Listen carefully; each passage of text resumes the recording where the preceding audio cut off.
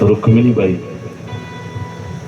श्रीरामजी पठाडे आणि आपल्या इकडचं नाव डांगे डांगे मॅडम, सर्वांच्या आत्या, त्यांनी आयोजित केलेला हा कीर्तन महोत्सव श्री नरसिंह भगवंताचा जीर्णोद्धार कलशारोहण सोहळा आणि श्रीमद भागवत कथा, या भागवत कथेचा आजचा 6वा दिवस आपण मोठ्या आनंदात समाधानात पार पडत आहोत. आज आवर्जून असणारे उपस्थित सर्व गावातील ग्रामस्थ मंडळी, माता भगिनी, पुरुष मंडळ, उपस्थित सर्व महाराज मंडळी, श्री हरिभक्तपरायण, तालमनी, तबला अलंकार आमचे श्रीकृष्ण महाराज चव्हाण, श्री हरिभक्तपरायण, ऍक्टोपॅड वादक उपस्थित असणारे विशालजी महाराज गाभूड, श्री हरिभक्तपरायण गायनाचार्य भजन सम्राट अनिरुद्धजी महाराज जायकर, श्री हरिभक्तपरायण गायनाचार्य, सुंदर सुमधुर आवाज ज्यांचा असे अर्जुनजी महाराज भांगर महाराजांची उपस्थिती, या सगळ्यांना साऊंड सर्व्हिस देणारी साऊंड व्यवस्था,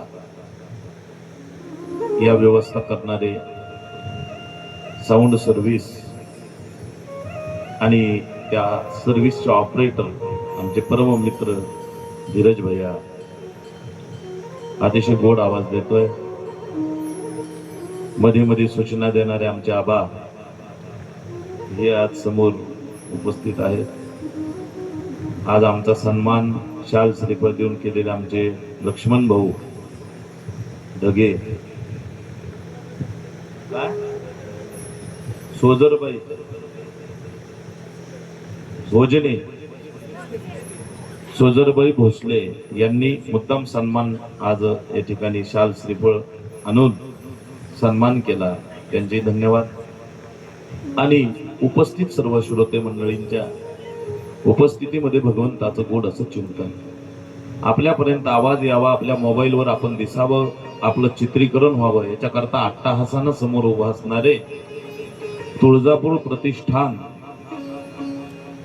युट्यूब चॅनल, त्याचे सर्वे सर्वा आणि आपल्या सुंदर अशा आवाज आपल्यापर्यंत पोहोचवणारे बाळासाहेबजी डांगे, त्यांची असणारी उपस्थिती, आज आमच्या गावाकडील आमचे परम मित्र इकडं लातूर जवळ सर्व्हिसला आहेत ते असे वाल्मिकी भाऊ, आज उर्फ बाबूराव मामा, आज त्यांची उपस्थिती आहे. आमच्या श्री क्षेत्र गोंदी येथील ते आमचे मित्र आहेत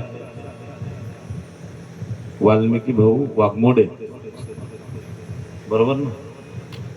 आमच्या मामांची उपस्थिती आहे, त्यांच्या सोबत आलेले इथलचेच आपले रहिवासी, त्यांची उपस्थिती, म्हणजे आपल्या परिसरातील.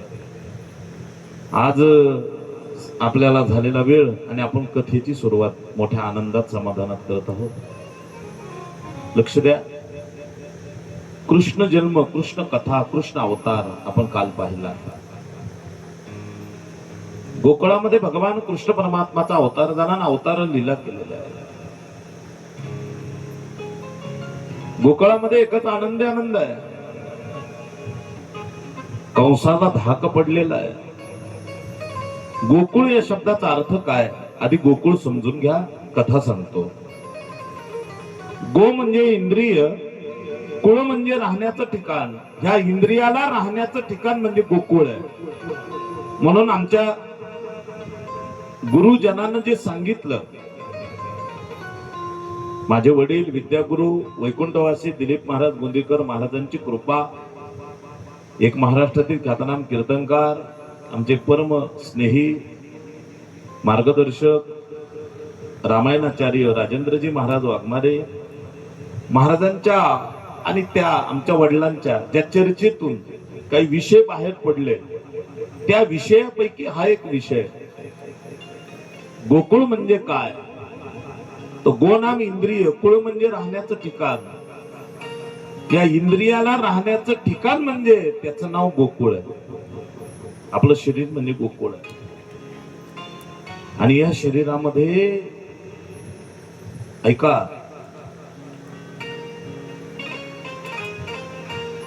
बोध नावाचा नंद आहे.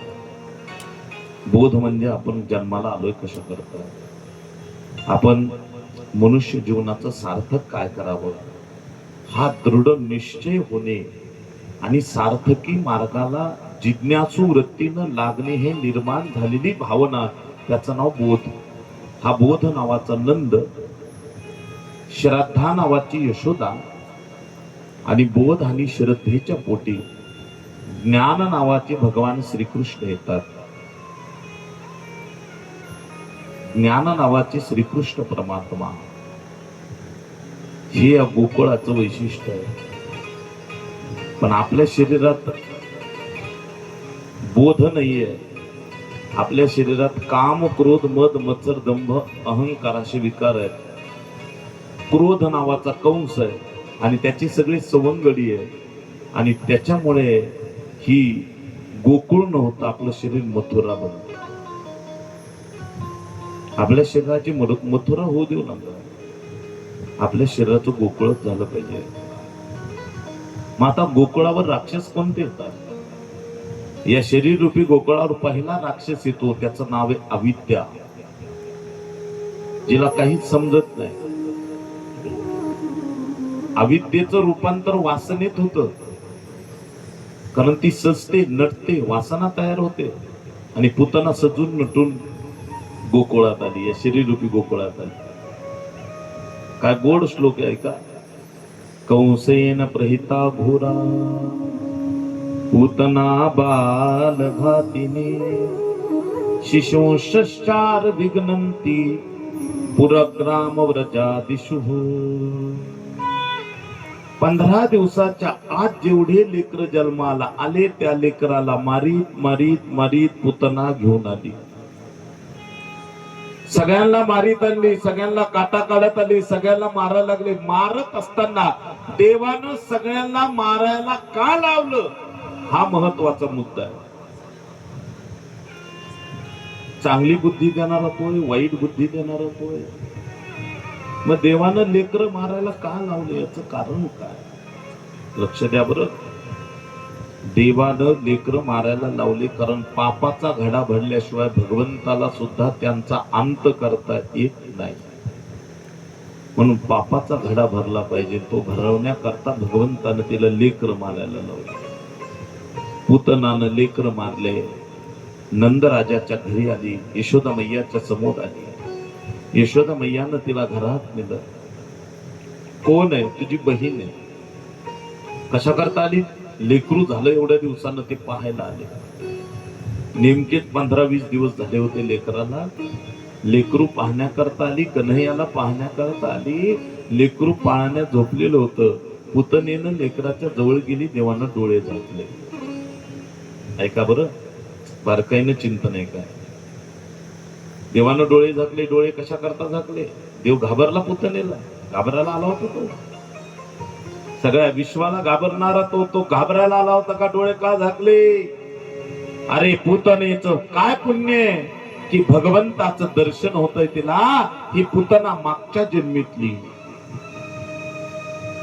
यमराजाची बहीण होती. तिचं नाव होतं रत्नप्रभा किंवा रत्नमाला, असे दोन्ही नाव तिला दिलेले आहेत. जिने वामनावतारामध्ये भगवान वामनाला पाहिलं, वामनजी महाराजांना बलिराजाच्या मस्तकावर पाय देऊन त्याला सुतलाद घातलं. बलिराजा सुतलाद गेला. त्यावेळेस तिच्या मनात कपट निर्माण झालं. असा मुलगा जर माझ्या ताब्यात आला तर मी विष पाजून त्याला मारून टाकणार. त्याला मी विष पाजून मारून टाकणार, त्याचा मी अंत करणार, असं त्याने सांगायला सुरुवात केली. असा ताब्यात आला की मी त्याचा अंत करणार, घात करणार, असं बोलू लागलेली. आणि इतका विकार, इतकं चरित्र तिनं ऐकलं आणि ऐकल्याबरोबर बोलायला सुरुवात केली.